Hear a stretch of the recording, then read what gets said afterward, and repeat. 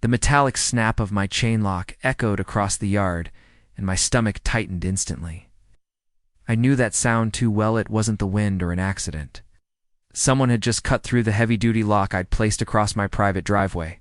Sure enough, standing there with bolt cutters in hand was none other than Karen, the self-proclaimed queen of our HOA.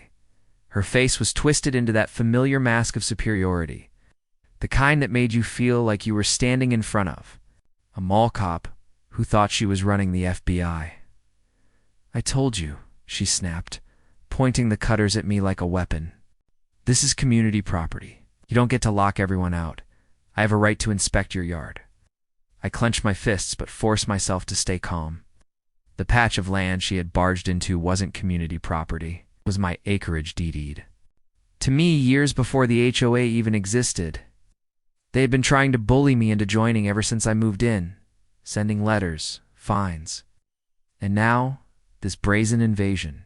"Karen," I said evenly, "you just committed trespassing, destruction of property, and forced entry. Get off my land now." She laughed, tossing her blonde bob arrogantly. "You're bluffing. The HOA board backs me up, and you don't scare me. I can have you fined every week until you cave. No one is above the rules." But before I could answer, the sound of tires, crunching gravel, filled the air. Sheriff's cruiser pulled up, lights flashing, and Karen's smirk widened as if she'd just won. "Oh, perfect," she gloated. "The law is here to deal with you."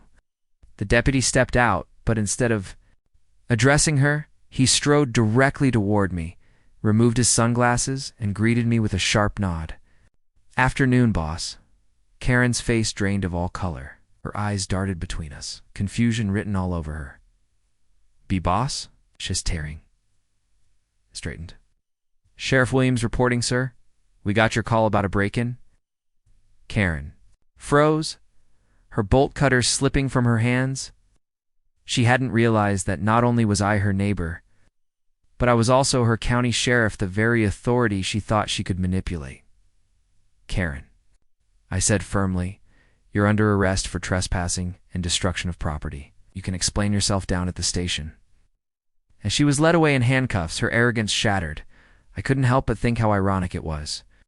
She had spent years acting like the law revolved around her, only to discover she'd broken it on the wrong man's land. Justice had never felt so satisfying.